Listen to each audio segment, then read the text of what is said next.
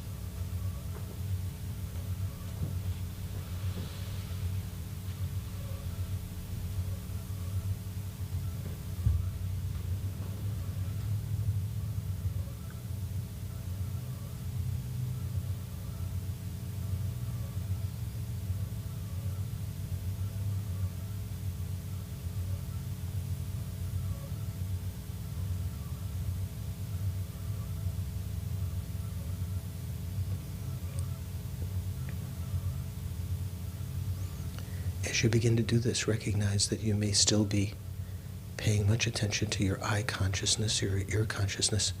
So try to remind yourself that's not consciousness that I'm paying attention to. Withdraw slightly inside and just focus on the one object, the breathing.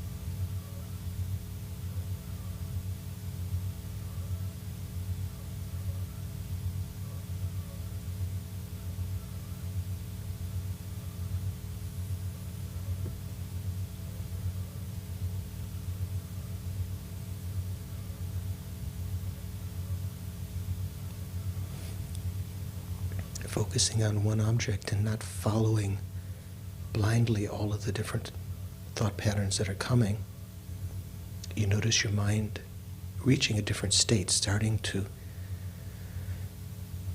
become more clear, more calm, more controlled.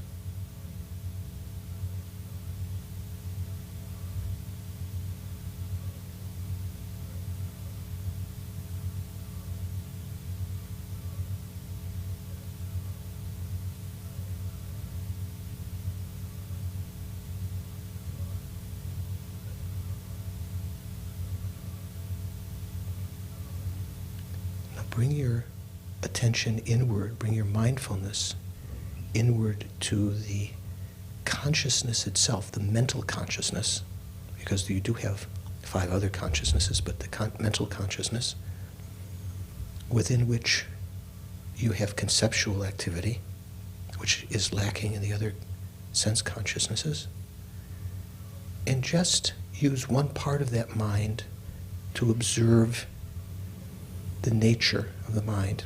its clear light nature.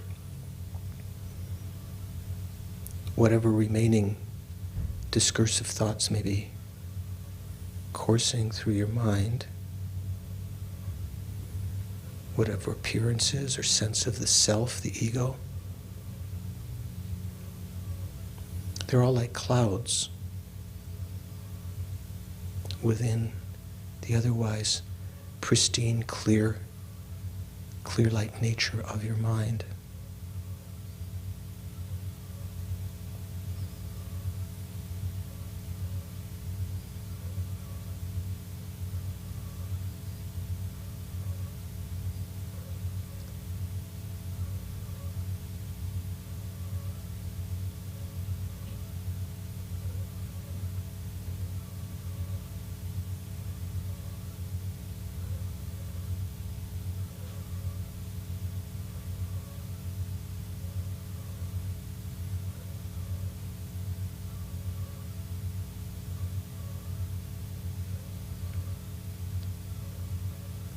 Whatever images arise, even if there's the lingering sense of the body, let go of them in an instant by recognizing that they are appearing within the clear light nature of your mind, and as though turning your attention away from them, or perhaps alternately as though seeing through them, sense the subjective mind, the matrix, the womb of the mind within which those are arisen.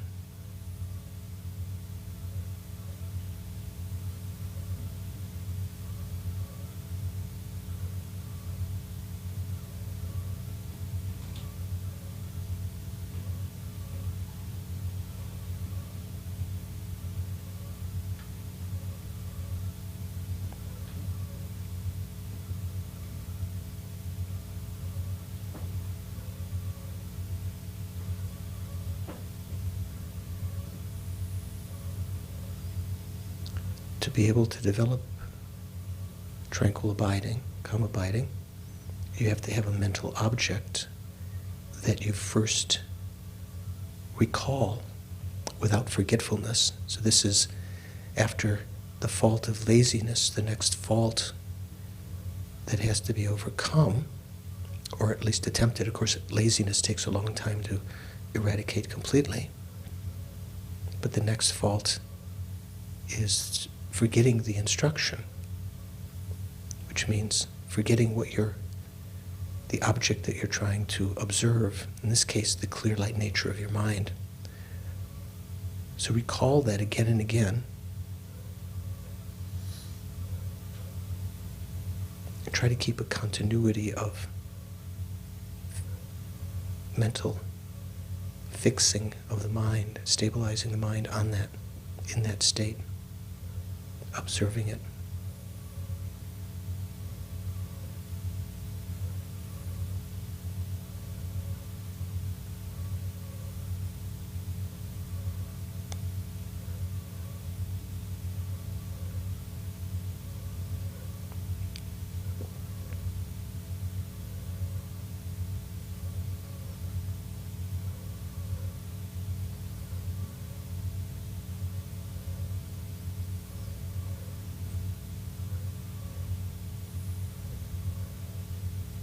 Recalling that we are attempting to practice the Buddhist path, Lord Buddha as our teacher, the Dharma as he is teaching the medicine that he, as the supreme physician, has prescribed,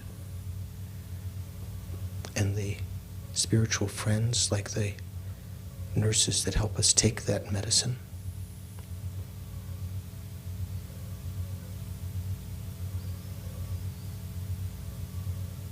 In order to explain the actual workings of our mind and the universe, the Buddha explained in various discourses to various people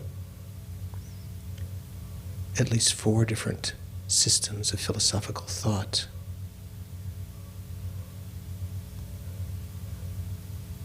In order to fathom the most profound and deepest of those, we've been studying the lower tenets, the Hinayana tenets, and also the mind-only Chittamatra tenets of the Mahayana.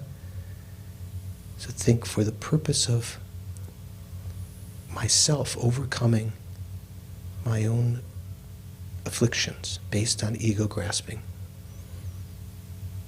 In order to do that, I have to realize the ultimate nature of reality, the emptiness of myself and all phenomena.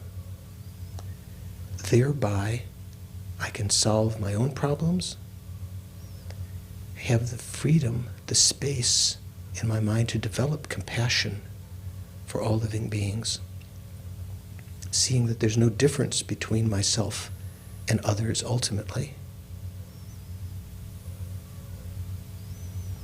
How wonderful it would be to be able to work effortlessly, spontaneously, like the great gurus, the Dalai Lama, the Buddha himself,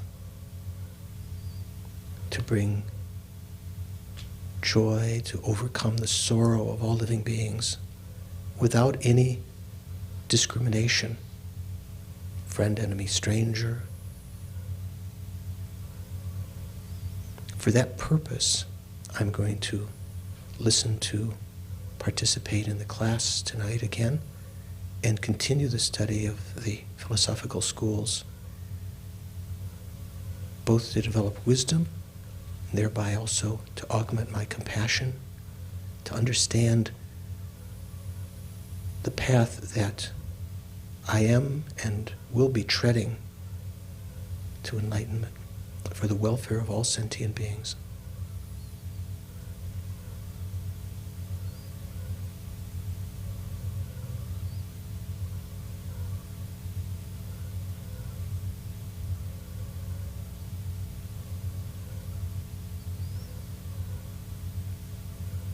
And then bring your attention back to the present.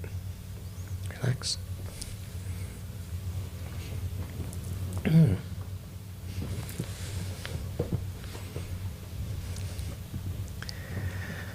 Okay.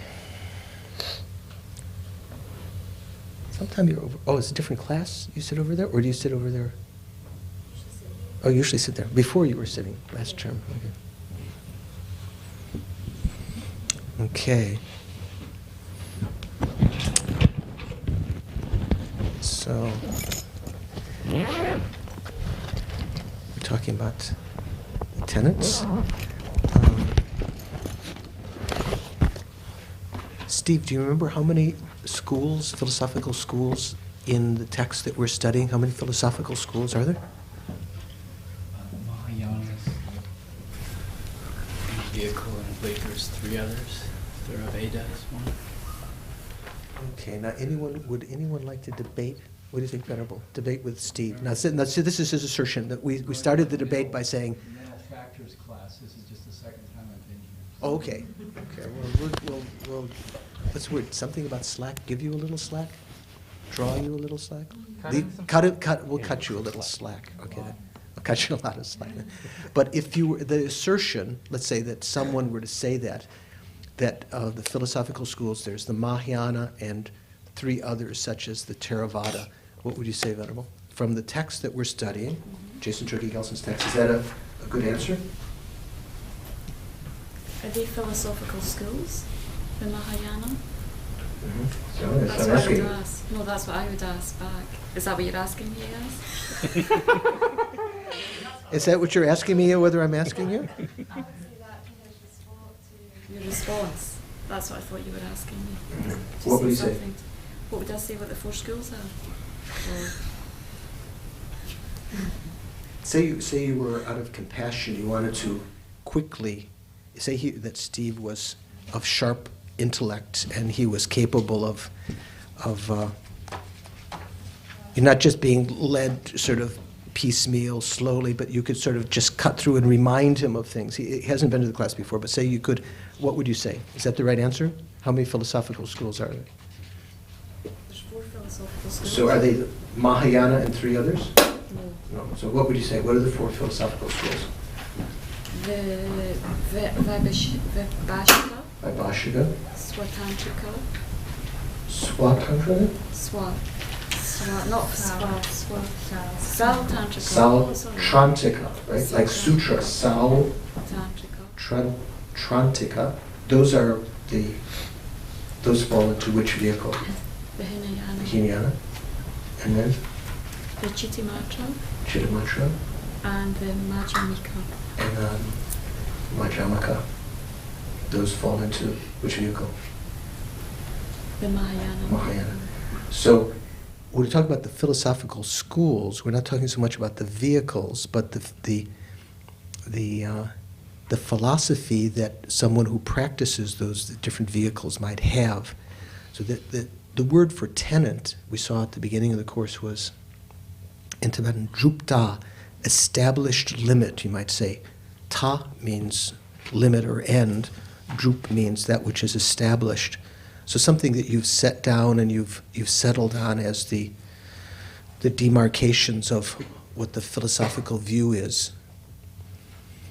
So there are 4 philosophical schools, and we've talked about the Vaibhashika, the Sautrantika, the Chittamatra, and now we're talking about the Madhyamaka. And last time we mentioned that there are, how many divisions of the Madhyamaka are there? Do you know, Don? Do you remember? What divisions of what, I'm sorry? How many divisions of the Madhyamaka are there? 2, the Svatantrika and Prajnaparamita. So the Svatantrika and the Madhyamaka and the Prajnaparamita. So what was the definition? Let's take a look. Let's go back and take a look at the definition of a Svatantrika, because that was the part that comes first. This is in the text here. It's called the autonomy middle way. Svatantra in Tibetan is Rangyupa. Oftentimes, if you listen to, maybe in the coming days, perhaps Rebbe Rinpoche may mention some of these terms. If your ear is familiar with them, you may begin to hear some of these words. Rangyupa is how you say Svatantrika in Tibetan. Like Sva, Rang, self, and Gyu also means Tantra, means continuum. So the definition of a Svatantrika is a Madhyamika. Is that right? A Madhyamika or a Madhyamaka? This is good, a Madhyamika, because the Madhyamika means the person who practices the Madhyamaka, according to some people who study grammar. So the definition of a Svatantrika is a Madhyamika who, by means of positing a reason that exists from its own side, does not accept true existence even nominally. So what was we had a definition of a Madhyamaka earlier, didn't we? Do we have a definition of the Madhyamaka in general? Definition of, in the second sentence down at the top of the page, the definition of a proponent of non-entityness. That's a synonym of, proponent of non-entityness is a synonym of a Madhyamika, okay? Someone who propounds that there is no entity, true existing entity. So is a person who propounds Mahayana tenets and does not assert or does not accept true existence even nominally. Wow, what about the Vaibhashikas? Did they accept true existence? Some things were truly existent? In fact, everything for them, everything that existed was truly existent, wasn't it? For the Vaibhashika? Extent is nominal. That was they're talking about ultimate truth, right?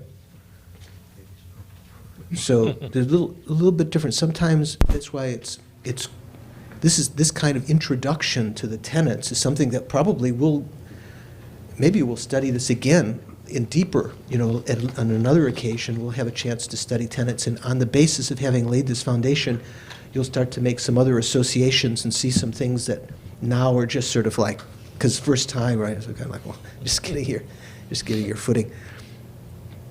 So the Vaibhashikas say everything is truly existent.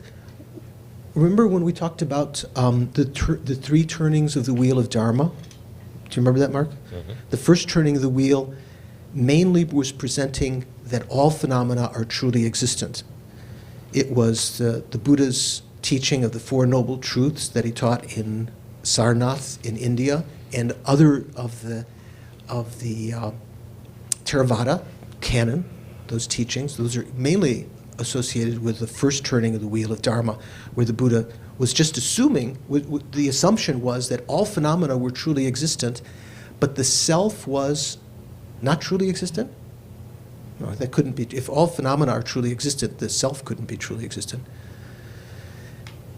The self was empty of being self-supporting and substantially existent. But all phenomena that existed were truly existent. Also in the Sautrantika, the other Hinayana school, phenomena are asserted to be truly existent, phenomena that exist. In the Chittamatra, are all phenomena truly existent? Venerable, have you been listening to the course? You're just visiting us tonight, right? I've been to a couple of classes. For the Chittamatra, are all phenomena truly existent?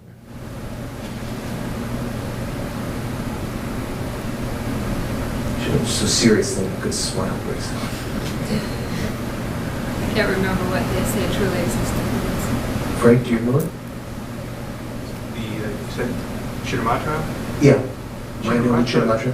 Chittamatrans are based upon the third turning of the wheel, so they believe that some things are existent, but some things are not.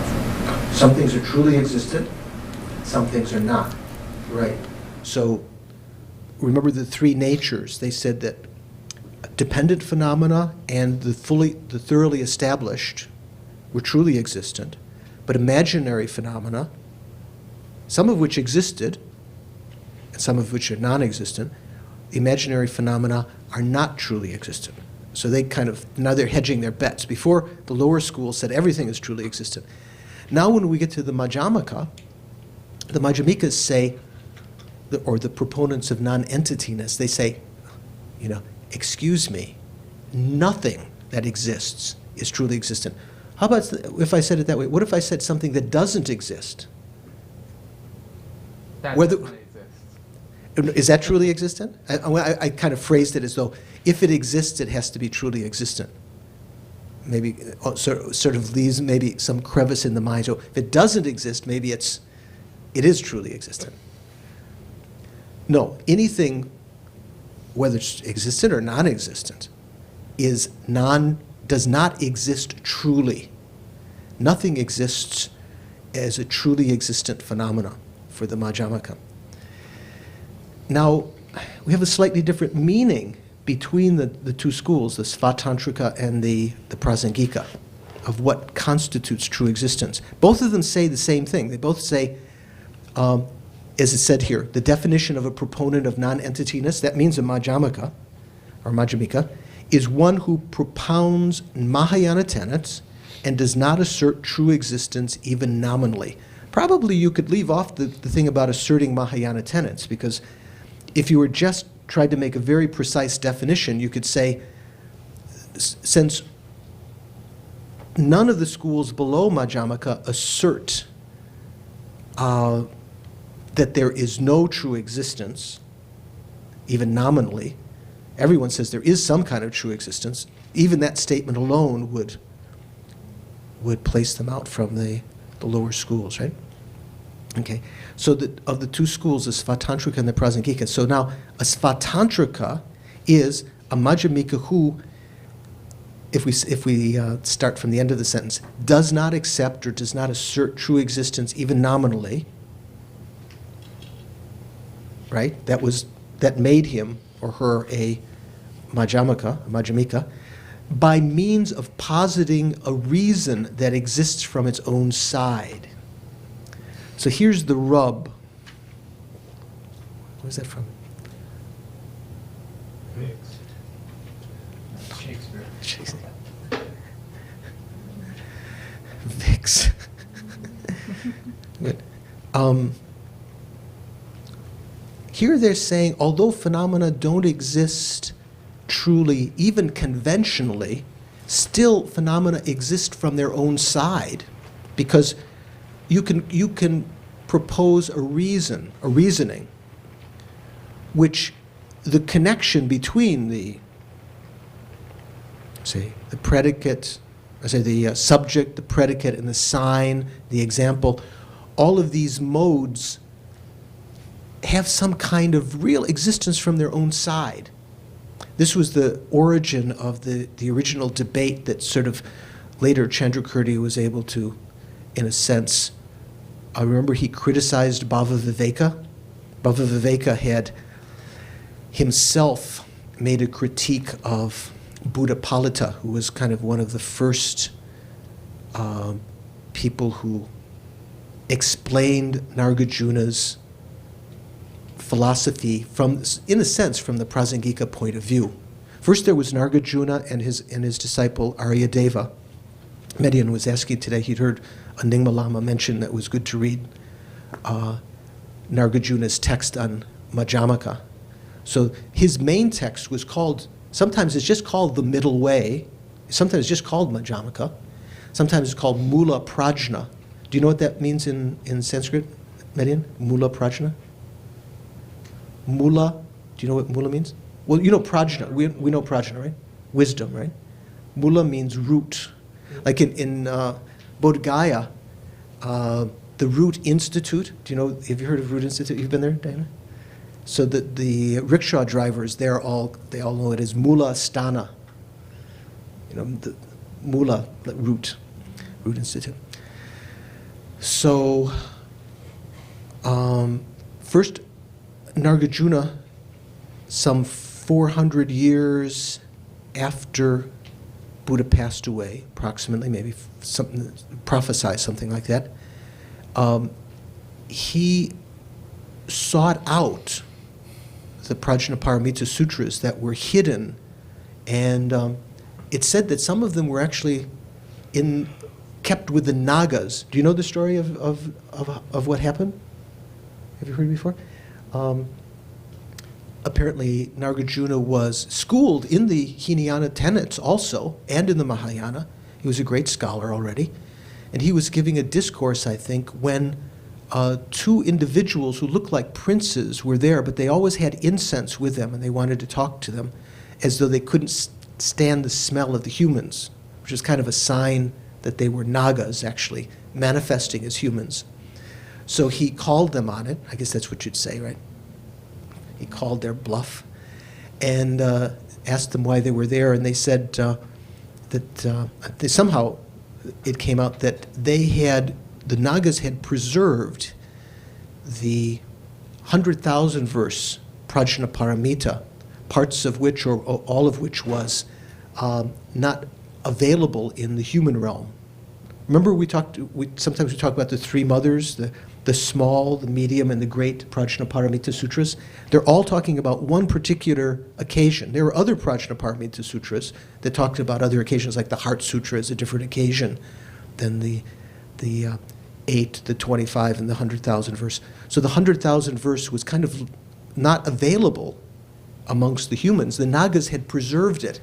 So Nagarjuna, with his psychic power, was able to travel to the Naga land and bring back portions or large portion of the 100,000 verse that was missing. And he also, for many hundreds of years, lived. It said that he lived according to the Mahayana tradition, and especially as in Tibet, the Tibetans believe that he lived for something like 600 years. Almost like, how long did Methuselah live in the Bible? Something similar, longer, 900? So there were different periods of his life when he wrote different kinds of texts. And the main text that he's famous for in terms of the sutra, he did write texts on the Guhya Samaja Tantra and the stages of secret mantra. When Kirti Senchab Rinpoche was teaching some months ago, that was kind of the basis of the Guhya Samaja presentation, came from Nagarjuna's text and Chandrakirti's text. So that was their tantric writings.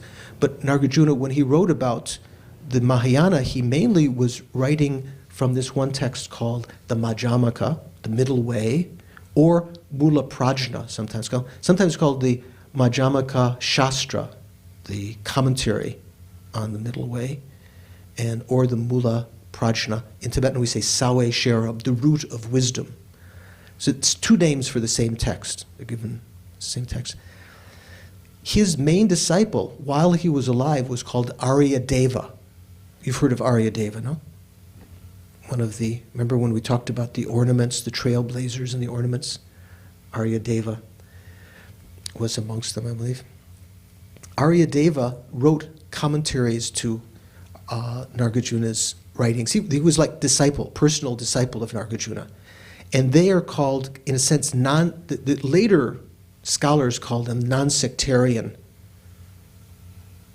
Madhyamakas, or Madhyamikas, because at that point they weren't differentiating, I am a Svatantrika, I am a Prajnaparamita. It hasn't come about. I think the earlier Tantrikas also that talked about Madhyamaka view, like Saraha. Have you heard of Saraha? One of the Mahasiddhas, rather, the 84 Mahasiddhas. Others like that were non-sectarian Madhyamikas. Then Buddhapalita wrote a text that explained Nagarjuna's view some hundreds of years later. Mainly, although it wasn't called Prajnaparamita yet, he was not depending on the need to have a syllogism, a logical reasoning. The kind of one of the premises of the Prajnaparamita is that in a sharp disciple, you can cause a realization of emptiness to be generated merely by stating an absurd consequence of their wrong view. You don't even have to state. You don't have to sort of first eliminate their wrong view and then state the right view with a positive syllogism. So Buddhapalita had written a text called Buddhapalita, which was a commentary to the Fundamental Wisdom, Nagarjuna's text. And quite soon afterwards, Bhavaviveka criticized Buddhapalita's text, saying, oh, you're doing all of these syllogisms wrong. You're not writing in the right way, these reasonings. You should have autonomous syllogisms, because the implication was, it came out in other scholars later, that Bhavaviveka's view kind of presupposed that although phenomena were not truly existent, in some sense that we haven't yet defined what true existence is, yet still they existed from their own side. There was something about the basis that was still there that you could label something onto. For things to be truly existent for the Svatantrikas, they would have to exist completely from their own side without the need of mental labeling, without the need of being conceptually imputed by the mind. But still, they say, in order to impute those things, in order to impute flower onto these, there has to be something existing, some basis, inherently existent or existing from its own side here to be able to impute it onto. So they're kind of hedging their bets. A little bit like maybe the Chittamatra, remember, said some things are truly existent, some are not. So the Svatantrikas now are another level of subtlety. They're saying nothing is truly existent at all. Nothing is truly existent, but still something existing from its own side. The Prajnapikas, does that seem problematic? Yeah. The Prajnapikas would say if anything is existing from its own side, that would imply true existence. So they have for the Svatantrika, they say that there are a bunch of synonyms of non-true existence. Things are not truly existent. But there are certain things that do exist. There is existence from its own side, a natural existence, an inherent existence.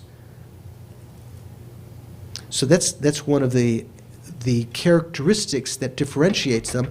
And here, so it's talking about a Svatantrika is a Madhyamika who, by means of positing a reason that exists from its own side.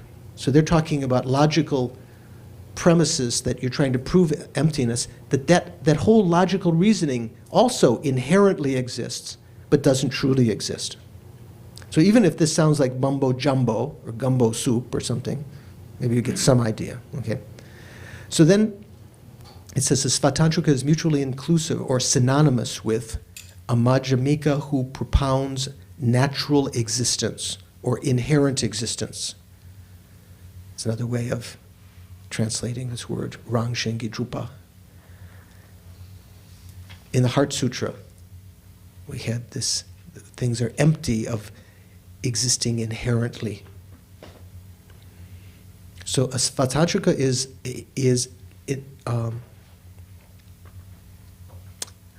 synonymous with a Madhyamika who propounds natural existence or inherent existence.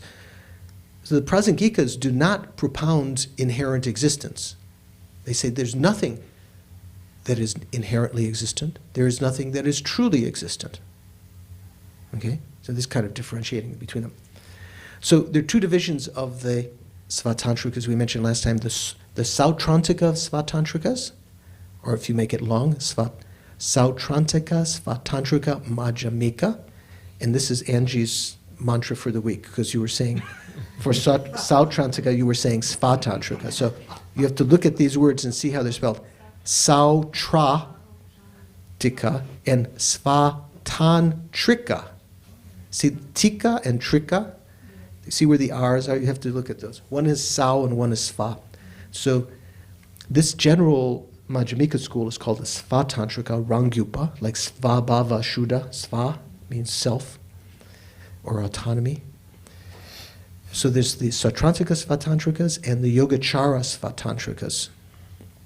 The definition of the former, that is the Sautrantika Svatantrikas, are Madhyamikas who propound a presentation of nominal existence, for the most part, in accordance with the Sautrantika tenets, that is the Hinayana tenets, that Sautrantikas. Not all at all, but a lot similar when they talk about nominal phenomena, nominal existence, just how phenomena exist conventionally in terms of what Madhyamika means by conventional existence. Now we're starting to get to the point when we get to the Madhyamika, the Madhyamaka, we're starting to get to the point where the meaning of conventional or nominal existence on one hand and ultimate existence on the other hand, they become more stabilized, what's meant. Earlier when we talked about ultimate existence, like Don was thinking at the beginning, remember Don, you were saying, when I was asking, or someone, or maybe I can't remember, when I was talking about true existence, you were saying, you're probably confusing with the Vaibhashika view about ultimate truth. They said ultimate truths were things that were,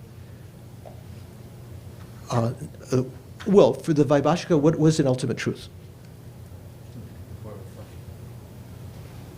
Diana? You have to help. Diana's your conscience. Okay. So what is an ultimate truth for a Vaibhashika? If you physically or mentally break apart something, it's the mind apprehending it is not damaged. That would be an ultimate truth, like partless particles and things like this. But the thing you're thinking of is the Sautrantika definition of ultimate truth. Carrie, you're nodding your head. You remember? I think it's the opposite. Maybe not the opposite, but it's more of what Don was saying, isn't it? That it's ultimately able to perform a function. In some ways, there's some parts that are opposite, but not everything is opposite. They say ultimate truths are things that are ultimately able to perform a function. How about the Chittamatra? What were ultimate truths for them? Do you remember, Mark? I'm almost tempted to ask Frank. He's had a chance to go over some of these. He's primed back there. Ask Frank. Hey, Frank. No, you're worked Mark. Weeks ago, but Yeah. Last year you were Frank something. Yeah, You were Al something. no, I don't remember. Who recalls Chittamatra? Isn't it for ultimate truth? Yeah, what is an ultimate truth for? It's perceived by a direct perceiver, but without it. Wait. In a non-dualistic. With a non-dualistic mind, in conventional. In a non-dualistic fashion, right? So they had that has to be analyzed what exactly that means, but it doesn't mean exactly the same thing that we mean here. Nargarjuna said in Fundamental Wisdom and some other texts, he didn't write only Fundamental Wisdom, he wrote a lot of texts. One great set of texts were called the Six Treatises of Reasoning, one of which I think is Fundamental Wisdom. And then he wrote some praises, collection of praises. Many of the prayers that we say actually come from Nargarjuna's texts. In one of the texts that he wrote in several places, he says, all phenomena can be included in two truths, conventional and ultimate.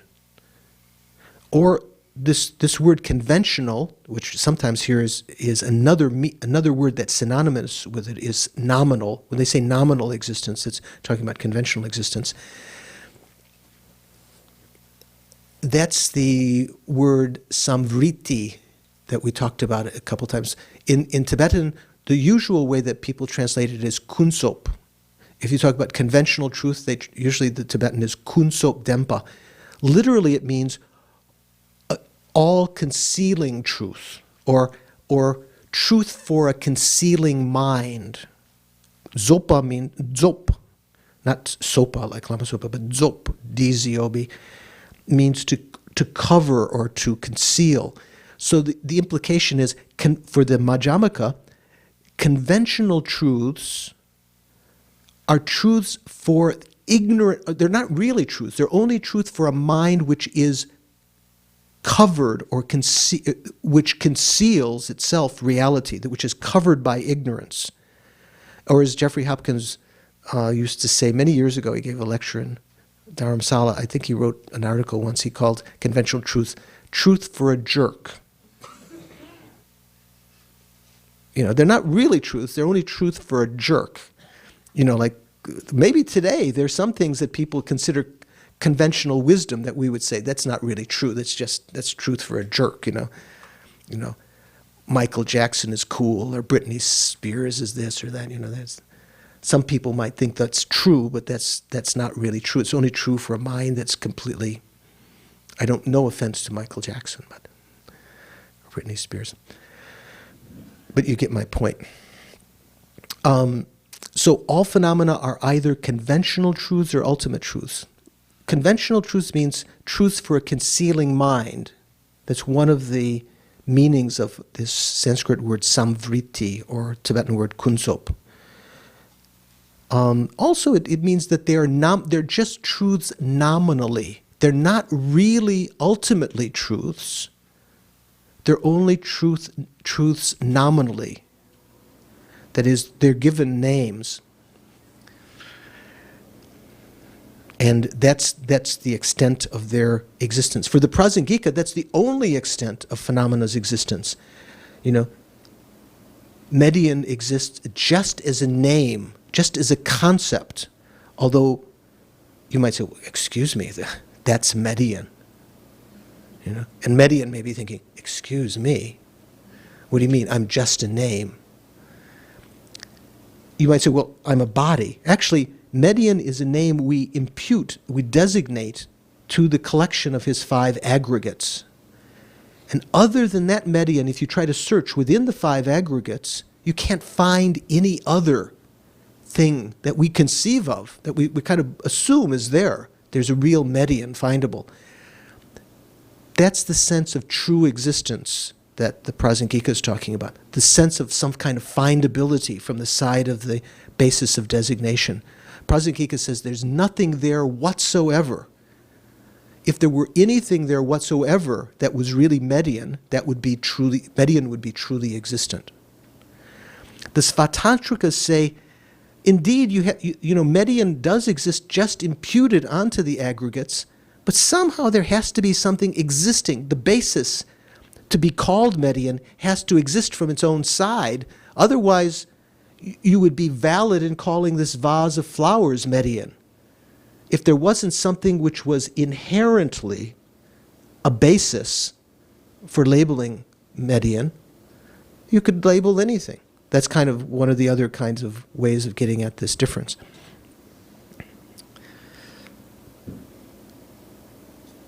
So we said the definition of the Satrantika, Svatantrikas were those that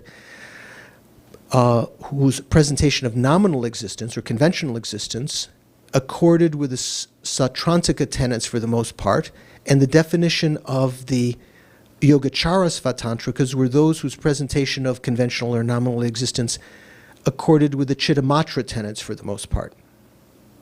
And then we gave the examples last time of some of the famous Sautrantika Svatantrikas, like Vaibhashika himself, the kind of, in a sense, the founder of the Svatantrika could be categorized as the Sautrantika Svatantrika, and also Jnana Garba.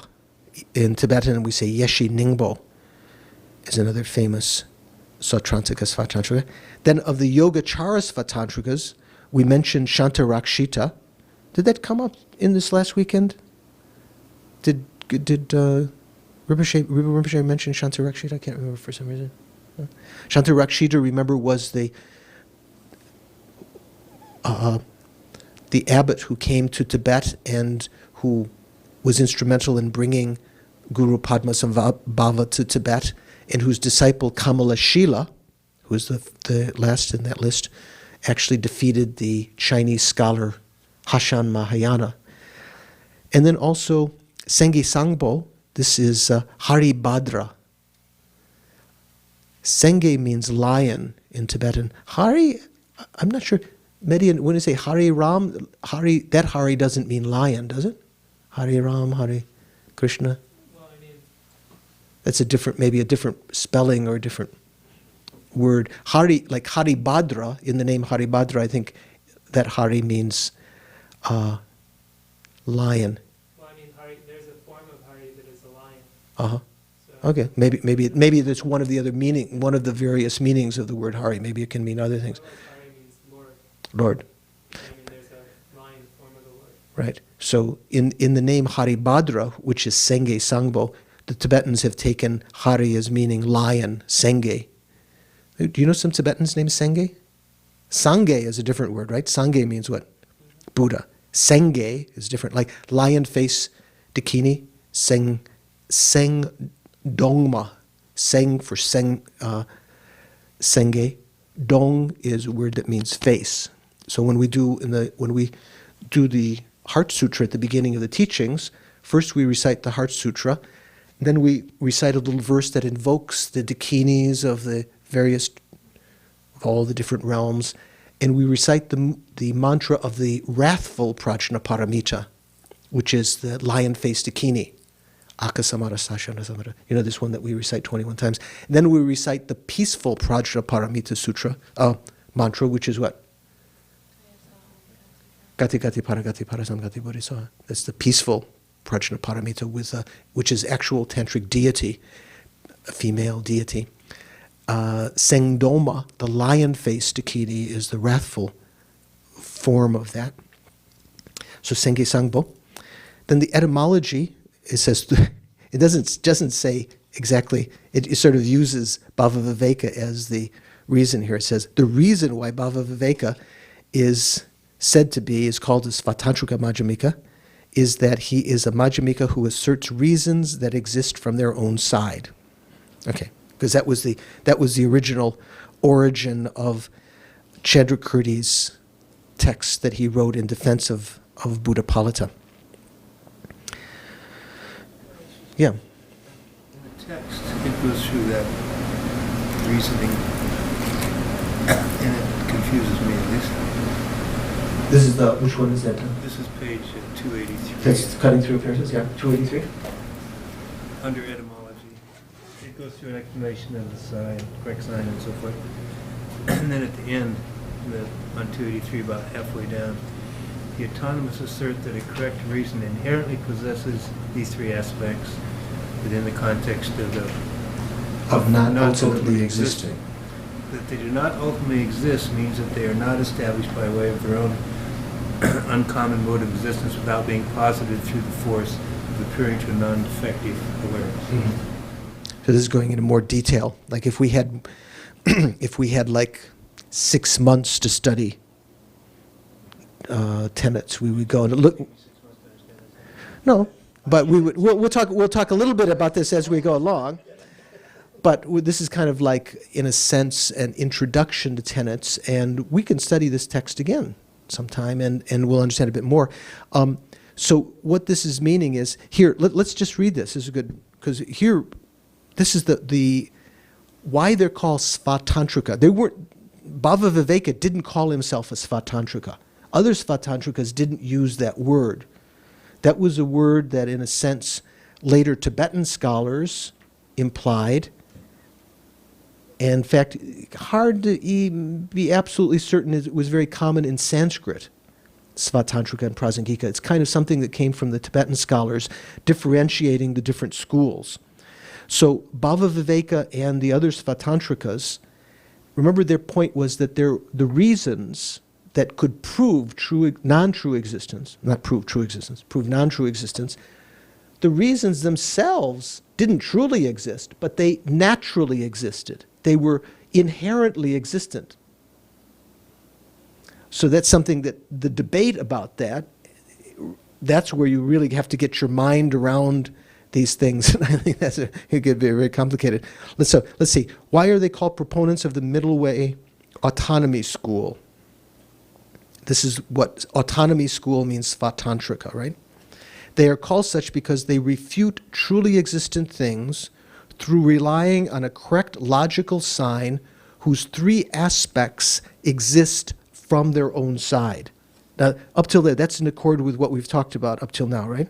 So they do truly exist. No, they don't truly exist. They say there's a difference between truly existent and existing from their own side. Remember, there were 3 synonyms here, hypothetical synonyms, in number 4, mode of asserting objects.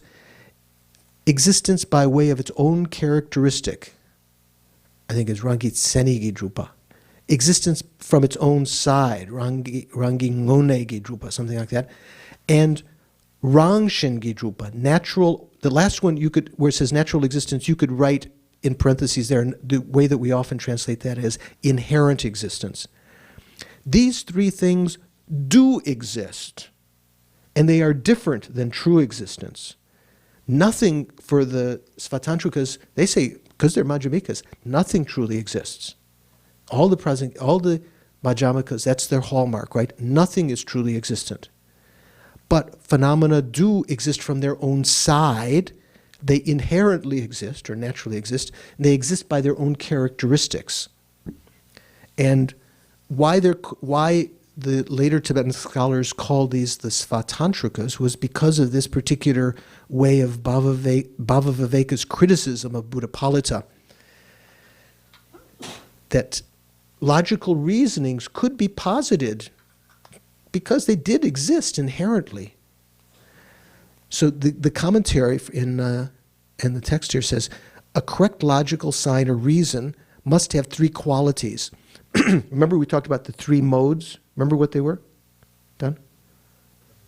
Yeah. Logical reasoning? Yeah, subject, predicate, and sign. No, those aren't the 3. Oh. The 3 modes are what?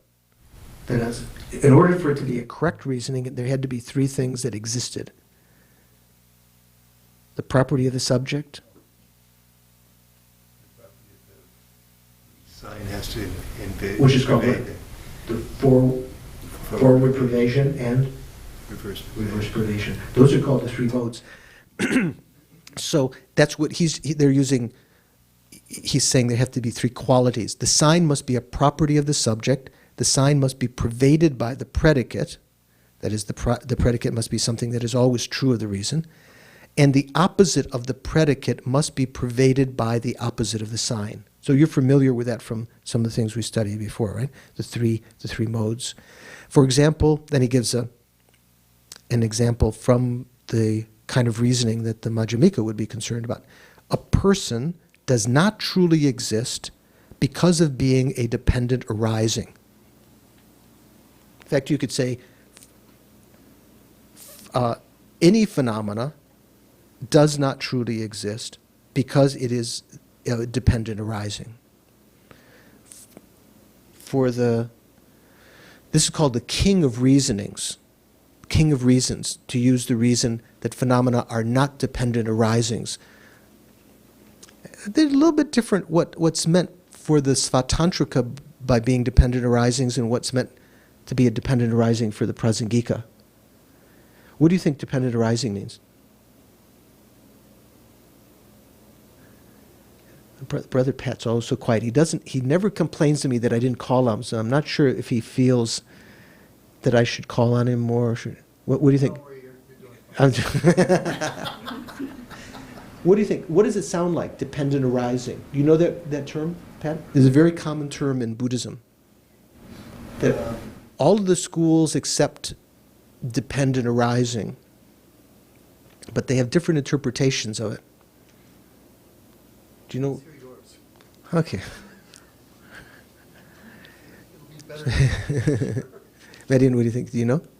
Or you mean that things don't arise from what you observe, is that nothing arises from that side?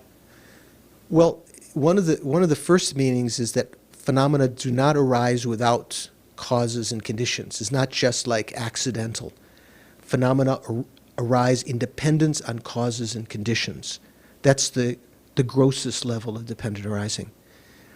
Another level of dependent arising that's mentioned, because we talked about the 12 links of dependent arising, although sometimes it's translated as, what are they translated as? The 12 links of interdependent origination. Actually, exactly the same words, but sometimes people want to translate it differently. Still called the 12 links of dependent arising.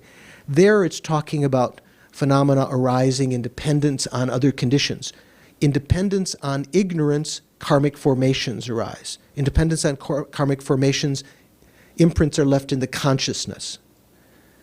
In dependence on consciousness upon which imprints have been laid, there is name and form and so forth through the 12 links.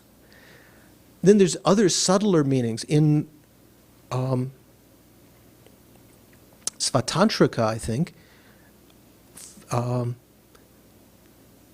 we say that all phenomena are dependent arisings because they all depend on parts.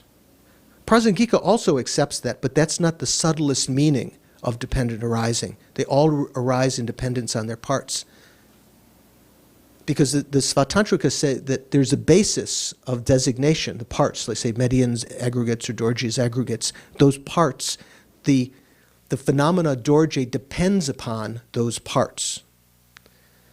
The Prajnaparamita, the subtlest meaning of dependent arising for the Prajnaparamita is that phenomena depend upon the basis of designation, the consciousness that's perceiving that, and the name or the concept attributed to that basis of designation.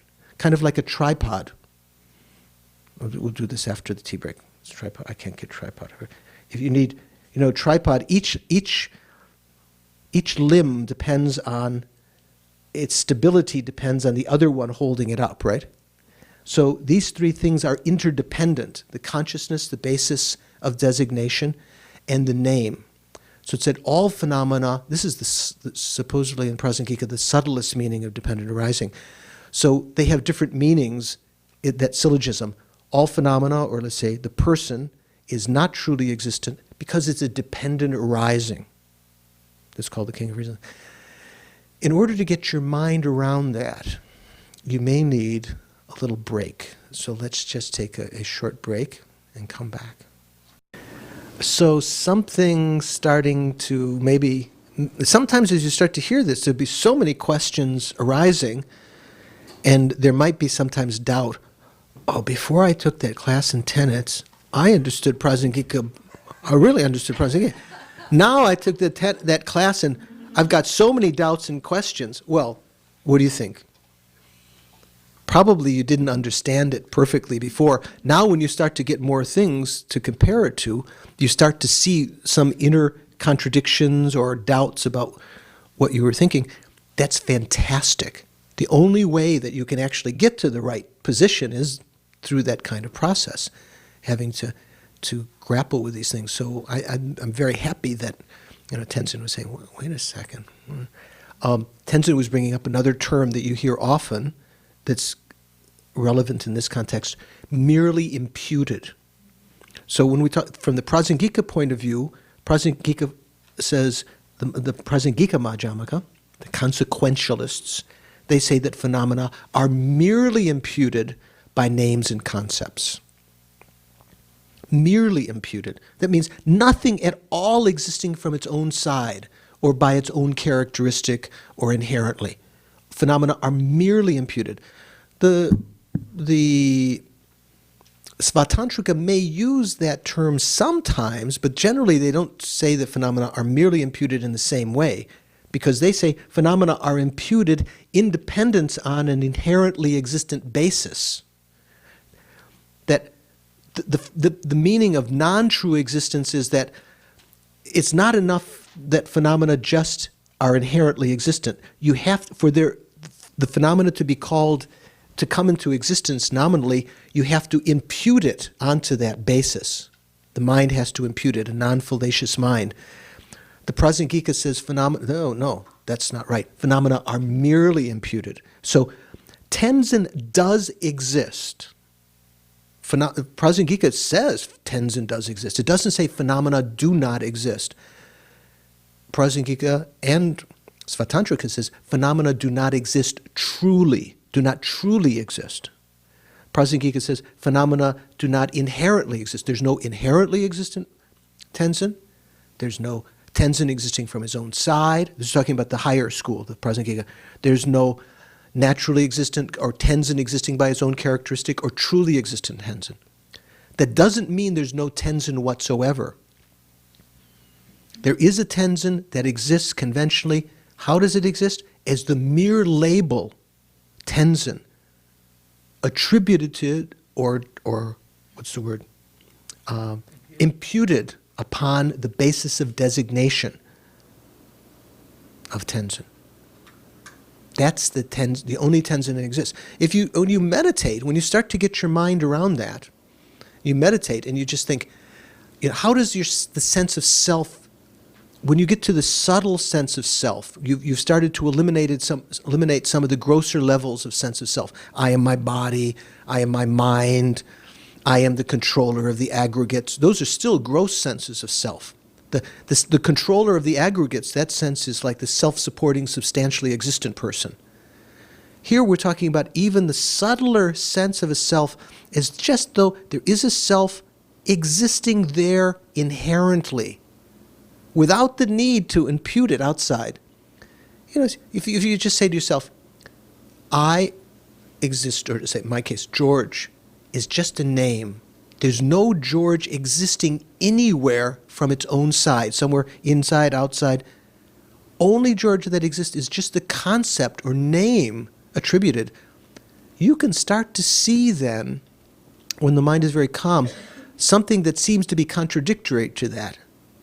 That sense of self that seems to be existing from its own side, that's not merely imputed.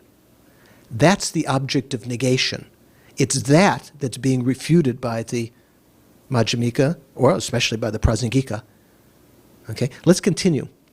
Now I'm going to skip over down the rest of this thing. Otherwise, we won't be able to. We can look at this, the meaning of the etymology there in more detail later. Let's just go a little bit further, because actually we didn't get any further than we did last time. We've just been elaborating.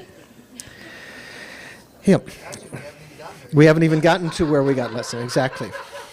There you go. So, was it one step forward and 2 steps back, or something like that? Okay, but I think it's worthwhile. So, for mode of asserting objects, existence by way of its own characteristic, existence from its own side, and inherent existence, that's how I'll translate natural existence, are synonymous. They say they are real synonyms. For Svatantrika, they're real synonyms because those things do exist.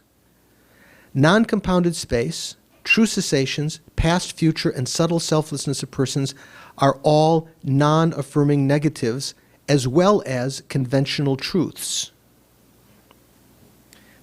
All of these would not be held as conventional truths for the Prajnaparamita.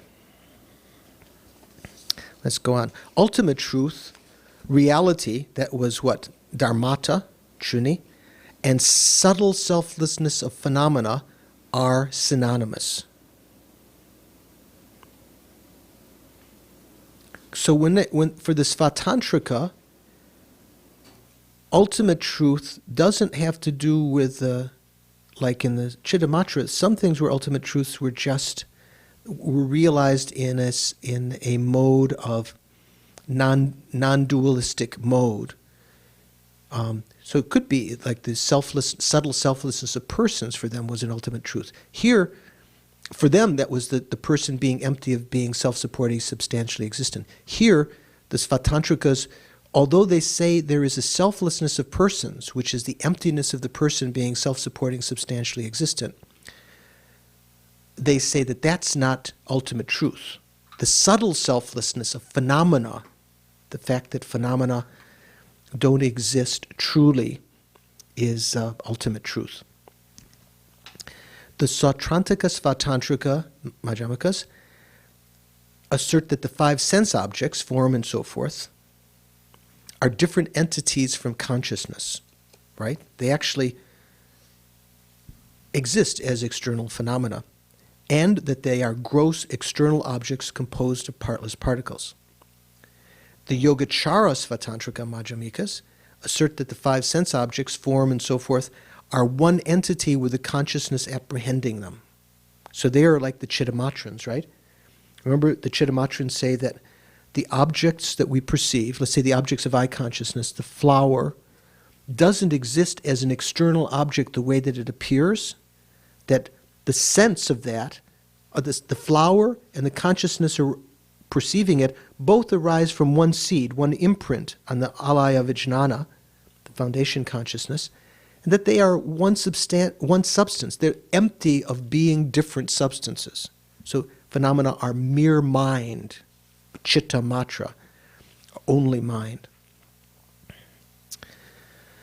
So there's two kinds, that's one of the other distinguishing things between the Sautrantika and the Yogacharasvatantra Madhyamikas. So now the mode of asserting subjects, that is the subjective minds for the most part, but there are other kinds of subjects, right? Articulate sounds and persons are also subjects. The Svatantrika Madhyamikas assert a group of 6 consciousnesses, and that the mental consciousness is an illustration of the person.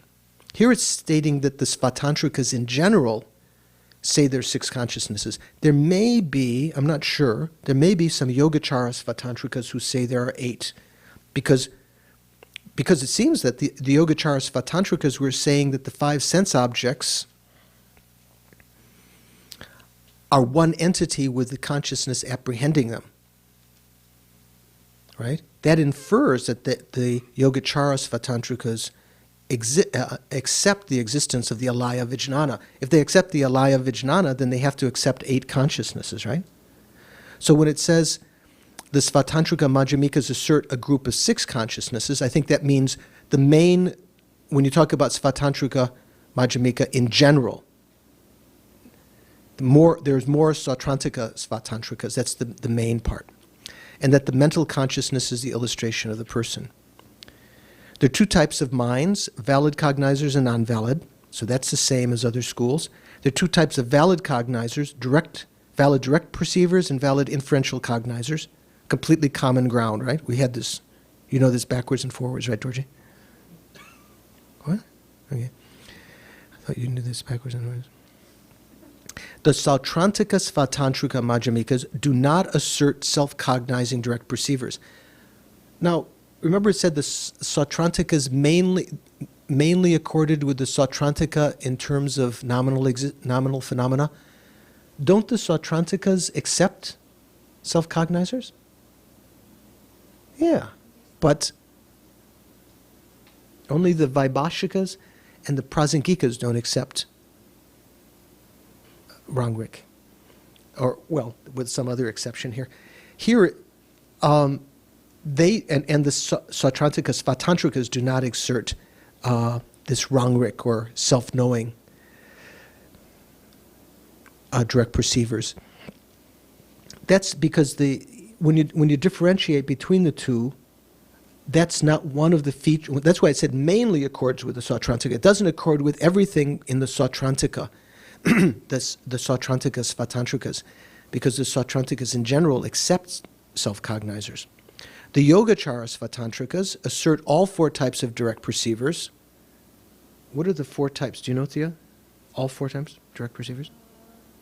It's a direct perceiver. She's getting sharp. So there's inferential cognizer. That's not a direct perceiver. And there's four kinds of direct perceivers. Oh, it's about. There's a yogic direct. Good. perceiver. Yogic direct perceivers. It's an esoteric one.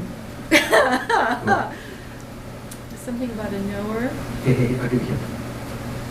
Thea. I. Well, sense. Sense Direct perceivers. Direct perceiver.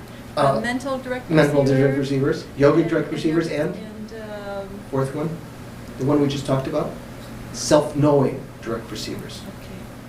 Okay, so there are four. That's the four. So the Yogacharas assert all four types of direct perceivers, and they assert that self-cognizing direct perceivers and yogic direct perceivers are necessarily non-mistaken consciousnesses. We're only getting to where we got last time, right? The other two types of direct perceivers have instances of both mistaken and non-mistaken consciousnesses.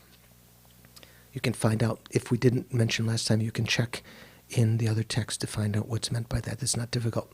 Sautrantika, Chittamatra, and Svatantrika all assert that direct perceivers are pervaded by non-conceptual consciousness. What does that mean?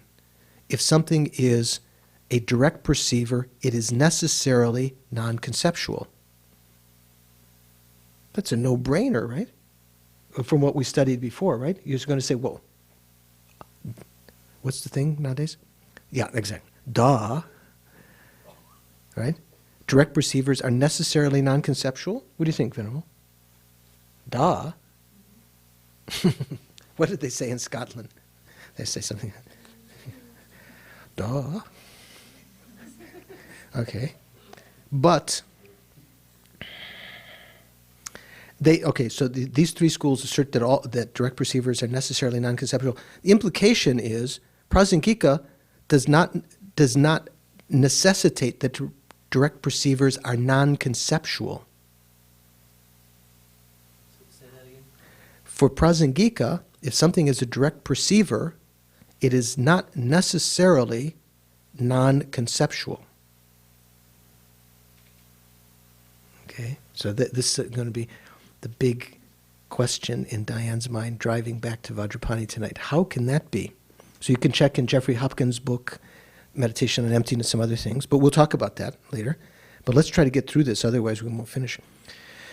So they also assert that subsequent cognizers are necessarily, that is, pervaded by non-valid cognizers. Does Prajnaparamita say that if something is subsequent cognizer, it's not valid? No, because Prajnaparamita, something doesn't have to be fresh to be valid, right? It just has to realize the object, main object.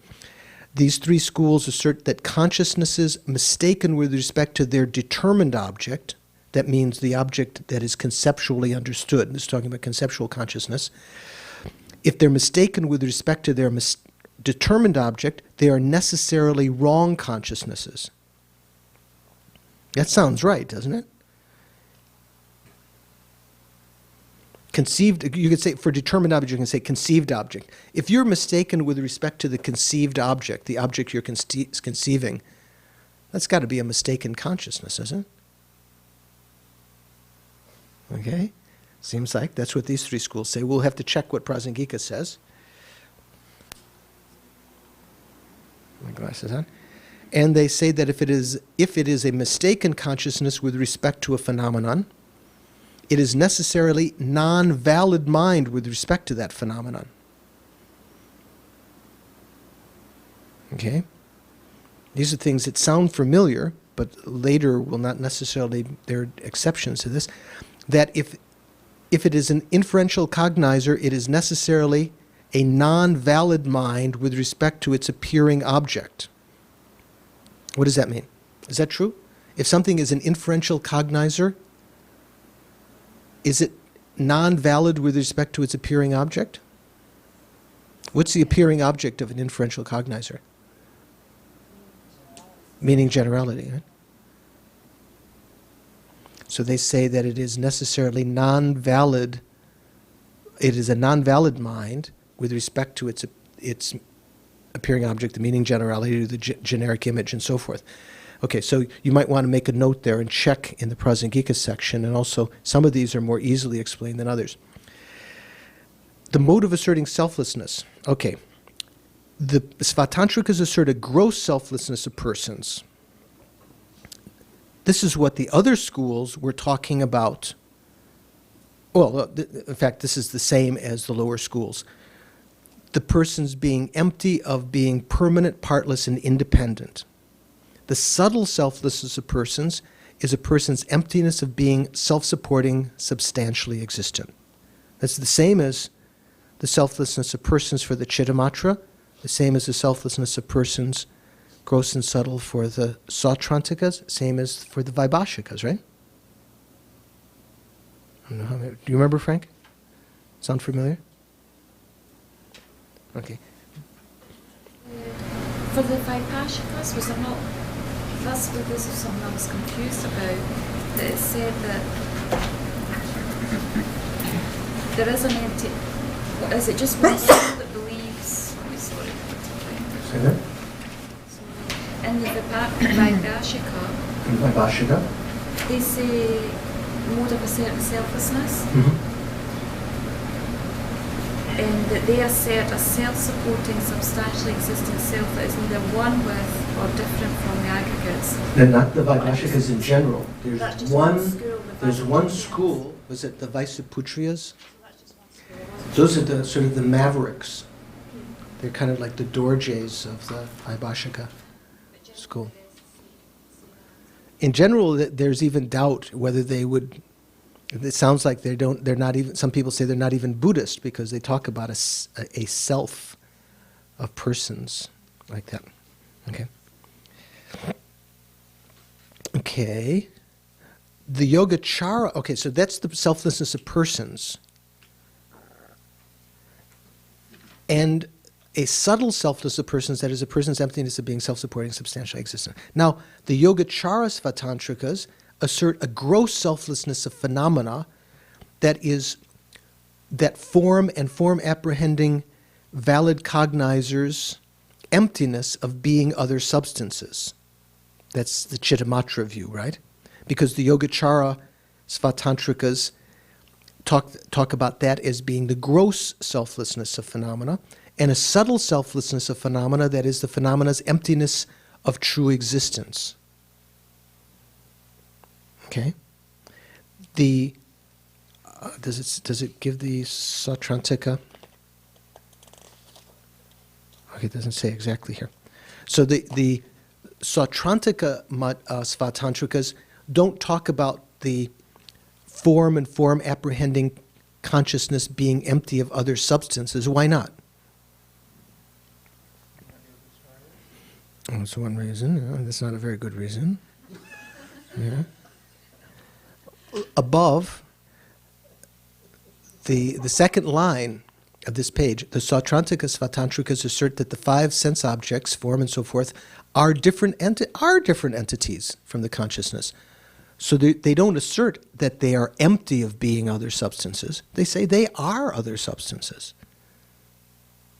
They're like the realists, in a sense. There is a real external world. It's only the Yogacharasvatantrikas that have this gross selflessness of phenomena, which is like the Chittamatra view, and a subtle selflessness of phenomena, which is like the Madhyamaka view, the Svatantrika view of selflessness, of emptiness. So for the Yogacharas, they talk about the three kinds of practitioners, the hearers, the solitary realizers, and the bodhisattvas. They each take as their main object of meditation three different things. Hearers mainly take the selflessness of persons, subtle selflessness of persons as their object of meditation, and with that they can escape from samsara. The solitary realizers mainly take the emptiness, the gross emptiness of phenomena, that is, that form and form realizing consciousness are empty of being different substances, that there's no external world, they take that as their object of meditation and achieve a middling enlightenment, the solitary realizer's enlightenment. The bodhisattvas, while realizing these other two, mainly take the subtlest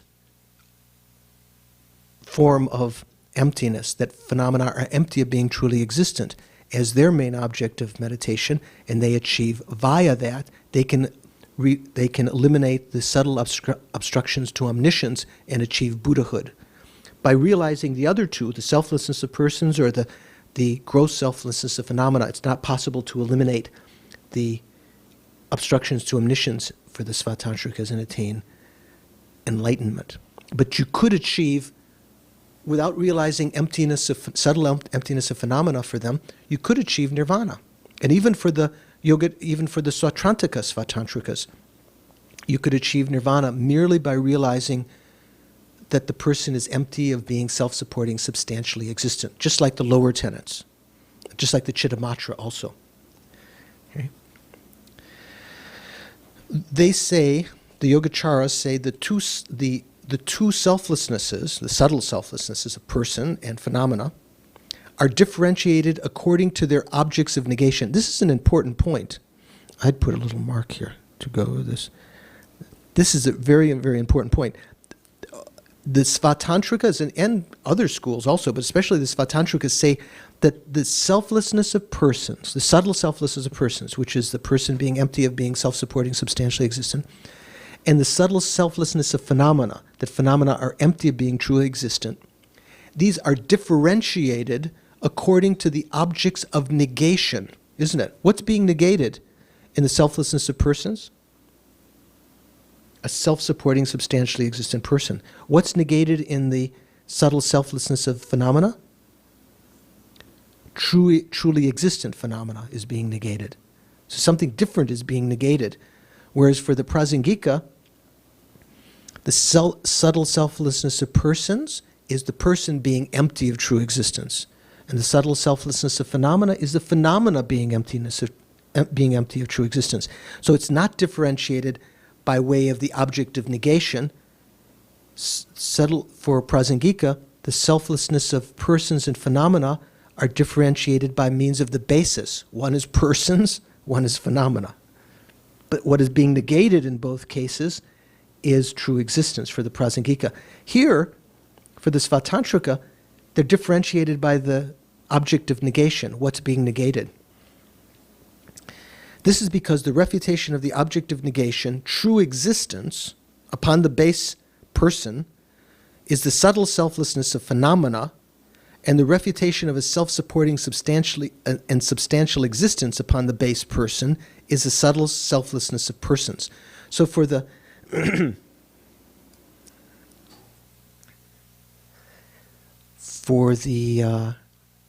is a subtle selflessness, that's wrong. I should say. Oh, no, that's right. That's right. I thought I was reading in the wrong direction. This is because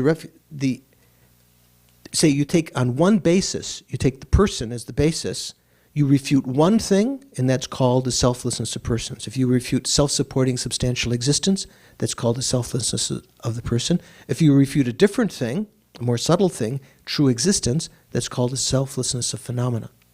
But that's not the same as in the Prajnaparamita. The two self-graspings are differentiated according to the manner of grasping and not according to their referent object. What are the two self-graspings? Me, myself, and I? No, that's three. Personal phenomenon. Self-grasping. When it says self-grasping, does it sound like person? It has to be self-grasping is only talking about persons? When it's talking about self, we say dangzin. Dak means self. Like your Tibetan scholars, bao da ga dak means self or atma. So self-grasping, daksin, there's two kinds of self-grasping. Self-grasping to persons, self-grasping to phenomena. So that's grasping to some kind of self-existence. the two self-graspings are differentiated according to the manner of grasping and not according to their referent object. I say, what does this mean? This is because in referring or in reference to the base, the person, and grasping that person as truly existent, okay, grasping the person as truly existent, that's called the self-grasping of phenomena. If you, in referring to the person and grasping it as self-supporting, substantially existent, that's called the self-grasping of persons. This is in no way contradictory to the previous paragraph. It's sort of rephrasing the previous paragraph in other words.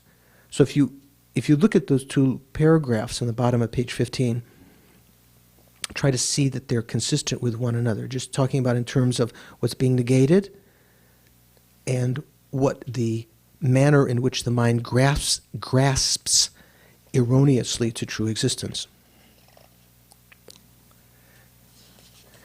Okay, the presentation of the grounds and paths. Salam Ginamshak. So the Yogacharasvatantrikas posit the differences between the persons of the three vehicles. So this is the ones we were just talking about. The Yogacharas say there's three kinds of selflessnesses, subtle selflessness, or three kinds of selflessness that are realized by the three beings. The hearers realize what? For the Yogacharas, they realize that the person is empty of being self-supporting, substantially existent. Solitary realizers realize that phenomena are empty of being different substances from the consciousness that are validly cognizing them. And the bodhisattvas realize that phenomena are empty of true existence. Has some feeling what we're talking about here? Don? Carrie?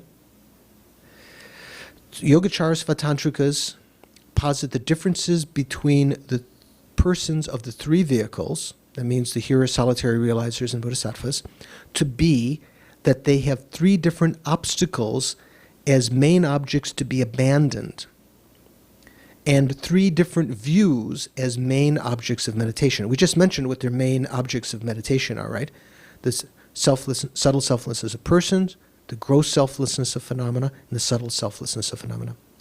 Holders of the hearer lineage take as their main objects of abandonment the conception grasping a self-supporting, substantially existent person, together with its retinue.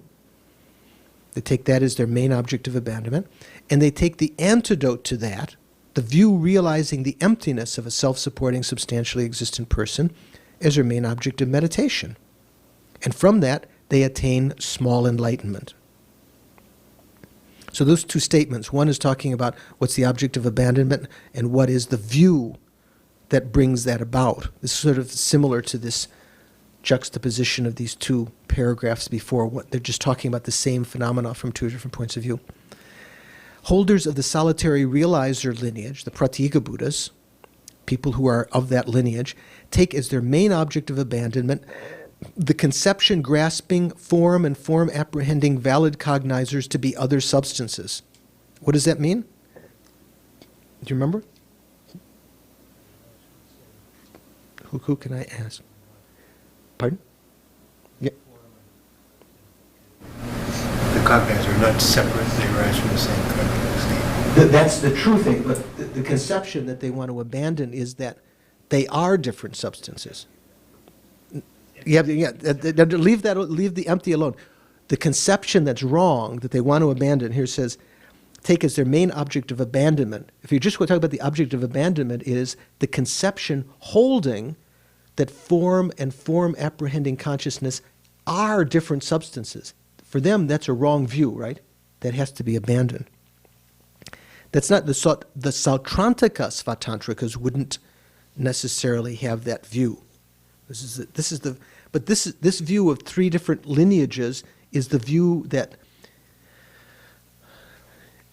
in the Abhisamaya Alamkara, I mentioned before, the commentary to the Prajnaparamita that is studied, mainly that was written by Maitreya and written down by Asanga in Tushita Heaven.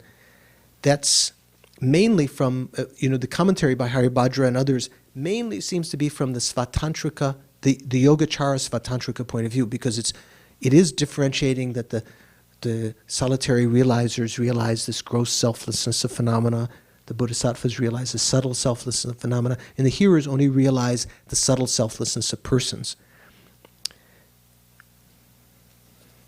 So the holders of the solitary realizer lineage take as their main object of abandonment the conception grasping that form and form apprehending valid cognizers are other substances, and they take as their main object of meditation, this is what you're thinking of, Don, the view, this is what they meditate on. The main object of meditation is the view realizing the emptiness of subject and object being other substances. This is another way of saying form and form realizing consciousness.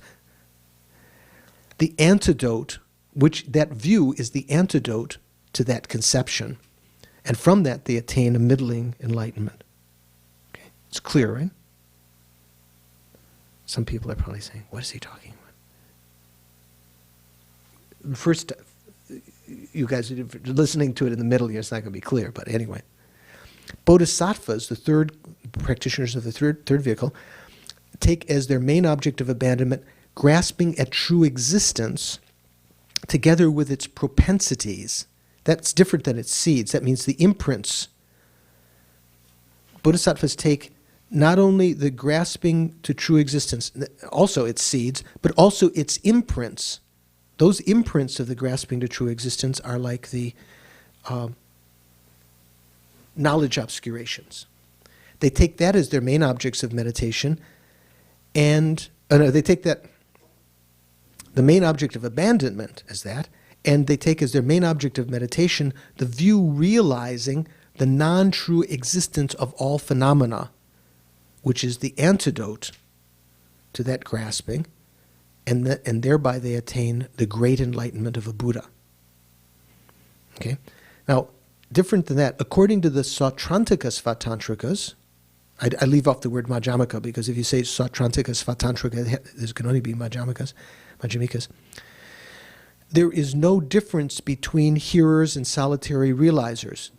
Because they don't accept that there is, they accept, the Sautrantikas accept that there is an external existence, that form and form realizing consciousness are different substances.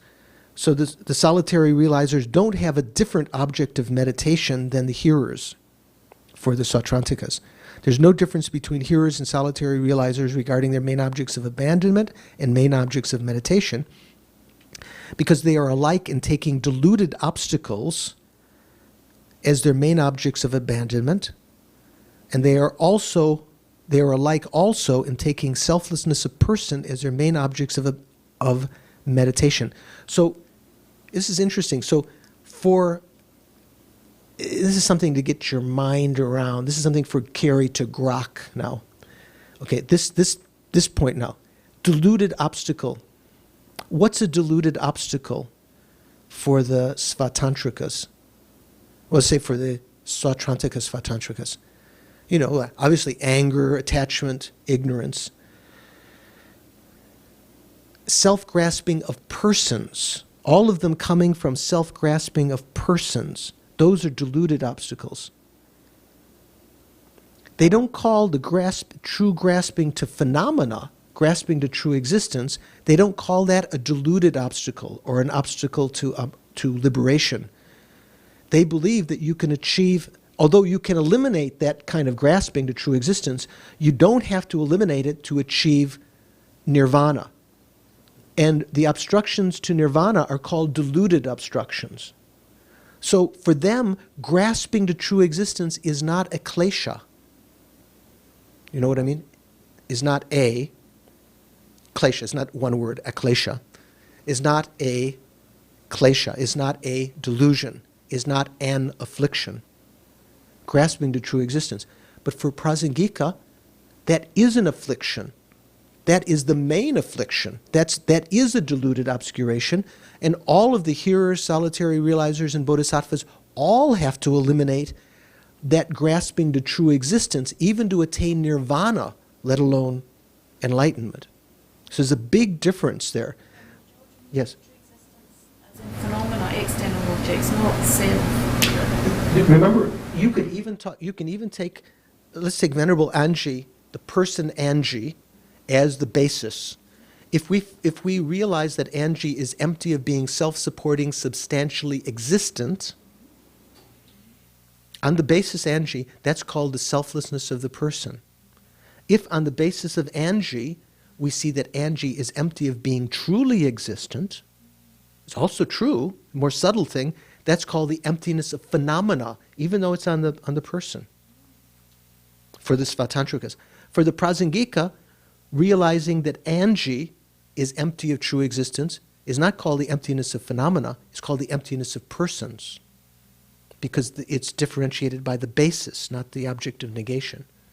That was what I was pointing out before. It'll come a little more clear when we talk about the Prajnaparamita. Yeah, it's a lot to get your mind around here, Venerable. It's a wee bit tricky, is it?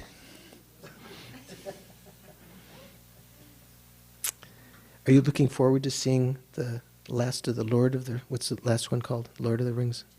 The Return of the King? I heard they just had the world, they had a big party for it. I don't think they had the world premiere yet down in where was it? Somewhere in New Zealand. What was one of the big cities? No, it wasn't Auckland. It was Wellington, I think. Wellington, yeah. It's on the South Island, or near the South Island. Do they speak with a Scottish accent? Did you see those? In the Lord of the Rings? Not really. Okay, I thought they did. I thought the hobbits, just a wee bit. Some reason I thought the hobbits had some kind of Scottish accent.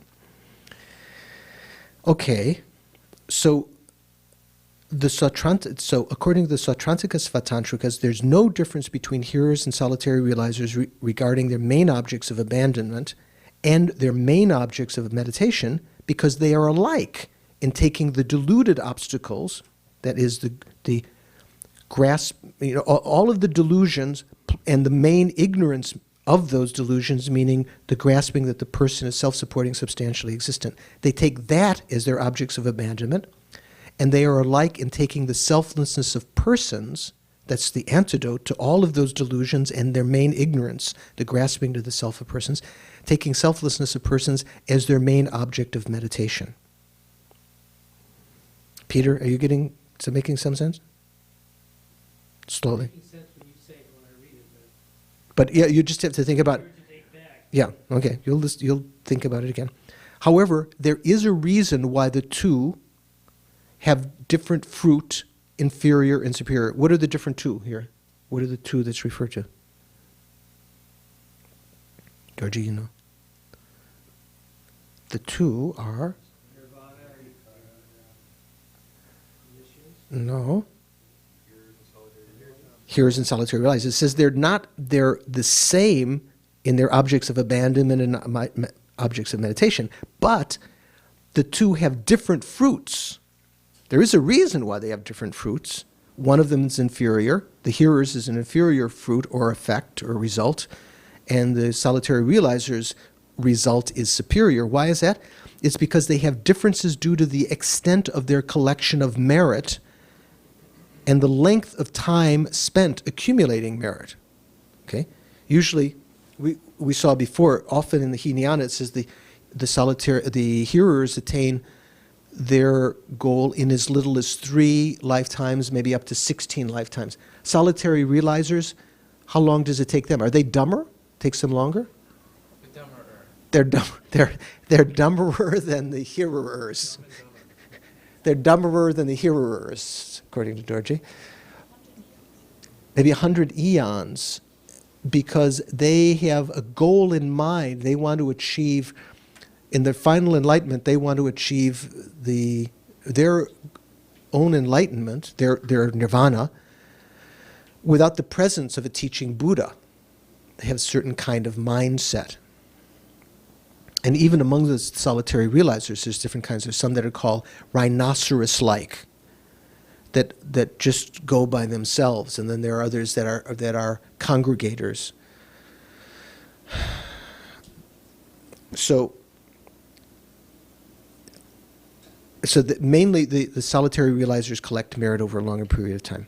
The Svatantrikas assert two kinds of sutras, Mahayana sutras and Hinayana sutras. What did the Hinayanists accept? Did they accept that there are two kinds of sutras? Dorje says no. Good Dorje. Why don't the Hinayana accept? Why don't they say there's two kinds of sutras? They just accept the Mahayana sutras? The Hinayana? They only accept the Hinayana sutras. Like in the Theravada, which is the main proponent today, what are their sutras? What do they refer to their sutras as? The Pali, well, they say the Pali Canon, which has the Sutra Pitaka, the Vinaya Pitaka, and the Abhidharma Pitaka. They say that's what Buddha taught. Everything else is bogus. The so-called Mahayana sutras, the great 100,000 this, 100,000 that, talking about Buddhas with magical powers and everyone becomes Buddha. That's just later people's fantasies, corruption of the Buddha's original intention that only the Bhikshu Sangha can attain arhatship, and they just take the hard line. So the original, nowadays, if you talk to some Theravada practitioners, not familiar with their own tenets, they kind of mix things together. Maybe it seems like everything's the same. They say, oh yeah, we practice bodhicitta too in the Theravada. Actually, it's not in their system at all. But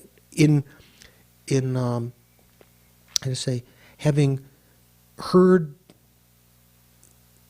Mahayana teachers, Dalai Lama, also Thich Nhat Hanh is a great conduit that's connecting Mahayana with some Theravada practitioners, because in Vietnam, you know who Thich Nhat Hanh is?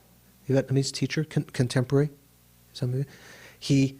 In Vietnam, the system that he grew up through, although he didn't accept completely, had both Theravada practitioners there in living tradition and Mahayana, mainly Chittamatra view. His view is very much Chittamatra, but still a little bit not classic Chittamatra. And so he acts as a good connection between taking the Bodhisattva vows. Many Theravada practitioners go to his courses because he does a lot of breathing meditation and the four placements of mindfulness and walking meditation, something that they're very familiar with. And then he introduces them to compassion and the Mahayana, kind of from the Chittamatra point of view in a sense. So nowadays, because of those kind of connections, it almost seems that some people think this Hinayana, this is a pejorative term the Mahayanas have conjured up out of pride, and that's bad. There was one, I think I told you, there's one scholar, was this Dan Lopez, I think? Don Lopez. You know Don Lopez? Don Lopez wrote in one of the articles in Tricycle or something, the H word. You know what this supposed to mean? Like in when kids are naughty, you say, don't say the S word or something like that, right? So the H word, what's the H word? Hinayana. Oh, you shouldn't say Hinayana, that's a bad word. But actually, you can understand in the Mahayana Sutras, the Buddha did say to the bodhisattvas, those who were proto-bodhisattvas, capable of following the Mahayana, said, just like a school teacher who was teaching shop, let's say. I was teaching home economics or shop. And say Dorje came to my class. And I said, Dorje, don't be satisfied with what I'm teaching you here in shop. You have the capacity for become a scientist or something else. So this is what when the Buddha said, don't be satisfied with my lesser vehicle.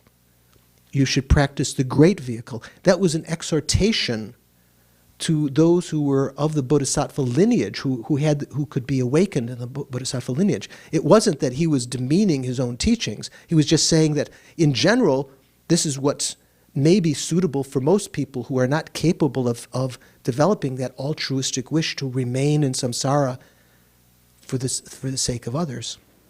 So it's not an H word, I think, is a valid word, but one has to be culturally sensitive, I guess.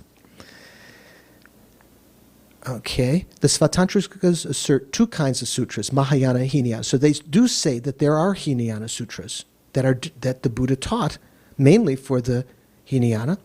And like the Chittamatrans, they accept two parts of sutras, two kinds, two delineations, those that are definitive and those that are interpretative. Here she's got interpretive.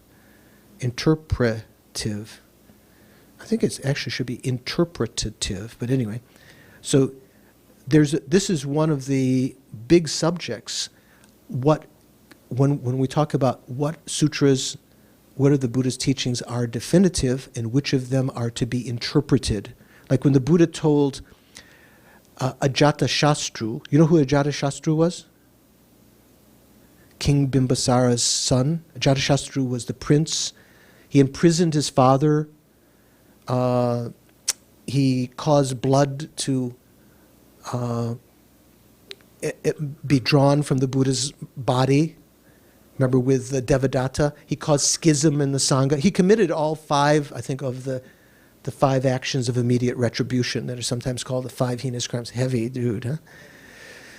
And I don't know, who would it be today? I don't want to get there. Okay, this get me into trouble again if people are watching this in some other place. So the Buddha said to him, he appeared, Ajatashatru, when his father died, the king had died, King Bimbisara, who was one of the main benefactors of the Buddha, and he was totally, depressed now. He realized after some time that he had caused his father's death indirectly. He'd imprisoned his father died while in prison, and he was sort of inconsolable. And the Buddha came to him and he said, why are you so sad? Father is to be killed, mother is to be killed. And hearing those words at first, do you think that was the Buddha's definitive meaning? Was that a sutra? Because sutra doesn't mean necessarily book. Sutra can mean just passage too. Was that a passage that was to be meant definitively, or it had to be interpreted? It had to be interpreted. So the interpretive meaning of that was that the mother of our delusions had to be killed, and so forth, like that. So many times the Buddha, in various circumstances, said certain things which were not definitive meaning. So sometimes it means, according to some of the lower schools, the Hinayana, the interpretive sutras, are those which cannot be taken literally. And the definitive ones are those that can be taken literally. The Svatantrika, the Chittamatra, the Svatantrika, and the Prajnaparamita all have different views about what constitutes a definitive sutra and an interpretive sutra. Okay. So for the Prajnaparamita, the definitive sutras, those passages of the sutras that are definitive, are those passages that talk about, that mention that phenomena are not truly existent, are not inherently existent, are not naturally existent.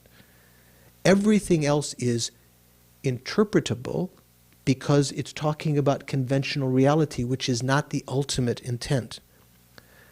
So that, again, the Prajnaparamita has a very radical view about what is an interpretive sutra and what is a definitive sutra. So, and like the Chittamatrans, they assert two kinds of sutras, the definitive and interpretative. However, the indication is different, how they indicate them, how they delineate them, because the Chittamatrans assert that the first two wheels are sutras of interpretive meaning, right? This is what Frank, Al? Interesting. Okay. That Mark was saying before. I think Frank was saying, real Frank was saying this. The Chittamatrans assert the actual definitive sutras were the sutras of the third turning of the wheel.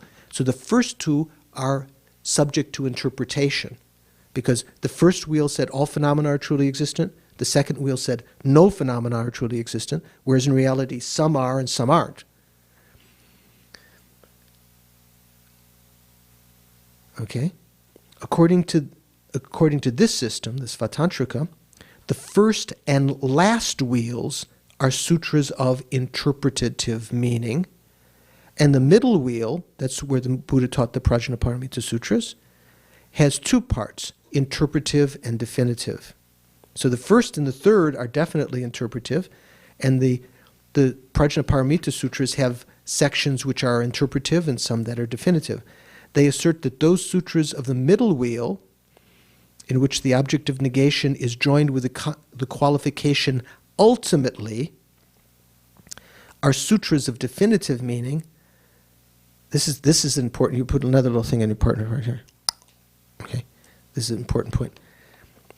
They assert that those sutras of the middle wheel, that's like the Prajnaparamita Sutras, in which the object of negation is joined with a qualification ultimately, quote unquote, are sutras of definitive meaning, and those of the middle wheel in which the object of negation is not joined with a qualification ultimately are sutras of interpretative meaning, or interpretive meaning.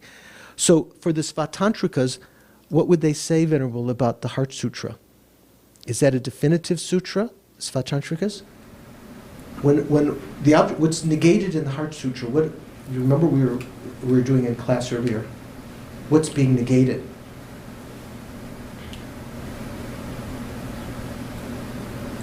Form is empty. There is no eye, there is no ear, there is no nose. Even when it's said, in fact, it's said that phenomena are, Avalokiteshvara was meditating, and that phenomena were empty of inherent existence. So they wouldn't call that a sutra of definitive meaning, whereas for the Prajnaparamita, that is a sutra of definitive meaning. There's a lot of times in the Prajnaparamita Sutras, sometimes when the Buddha was refuting phenomena, he said that phenomena do not inherently exist. If the Svatantrika position was, they do not exist inherently, ultimately, but they do conventionally exist inherently. Conventionally, phenomena do inherently exist, but ultimately, all phenomena are non-existent. Ultimately, in emptiness, you might say. For Svatantrika is saying you have to say ultimately for it to be the actual, because conventionally things do exist inherently. Remember, they said there is an inherent existence, natural existence.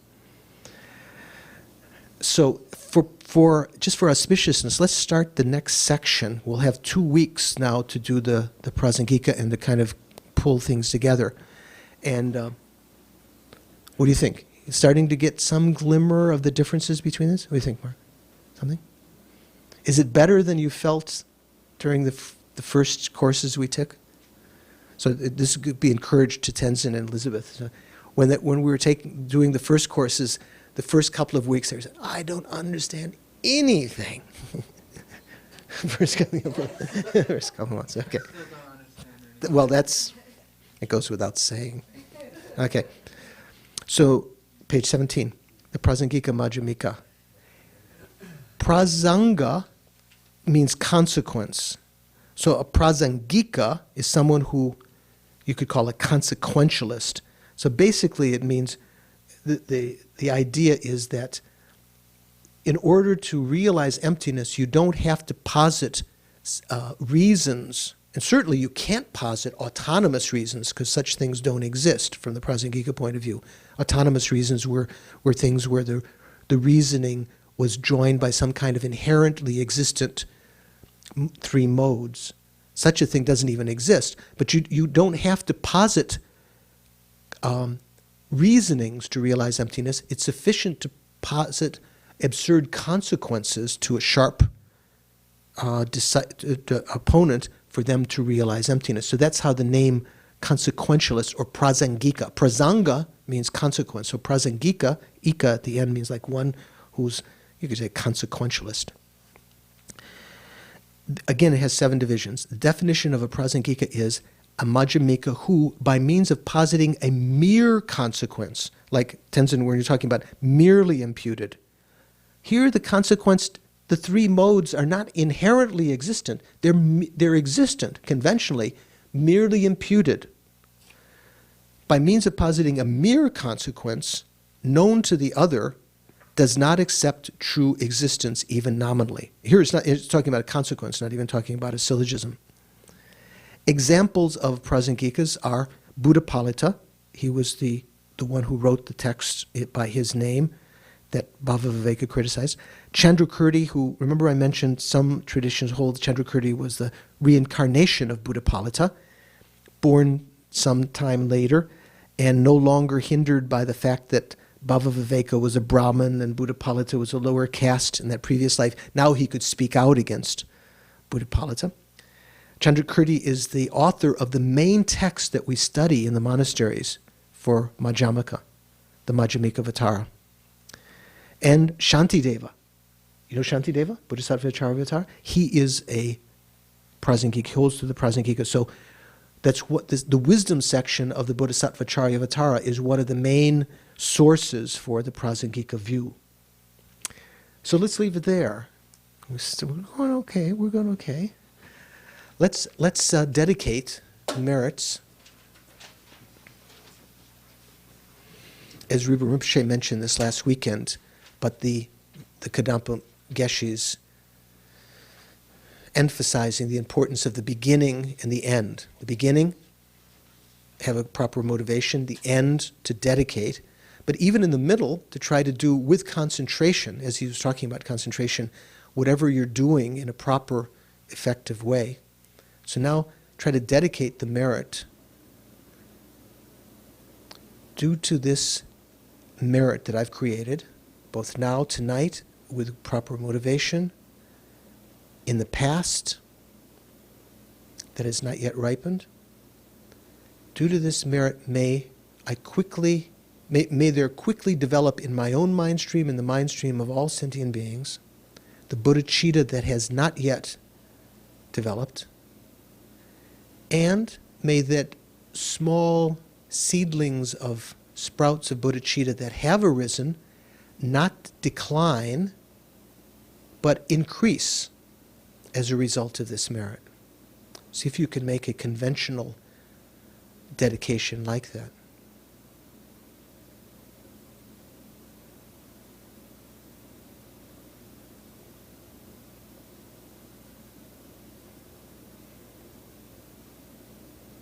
And then seal that in the emptiness of the 3 spheres, recognizing the elements of the previous dedication, the merits dedicated, the object, the goals dedicated to, and the act of dedication, all as empty of true existence, all as empty of inherent existence from the prasangika point of view, only merely imputed merits that we've created, but they still function.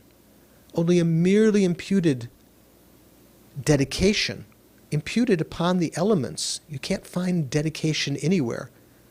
Just a name we impute to that whole basis of designation. And the goals dedicated to, also, if you analyze, cannot be found, but they do exist conventionally, will arise as a result of cause and effect, but empty of true existence.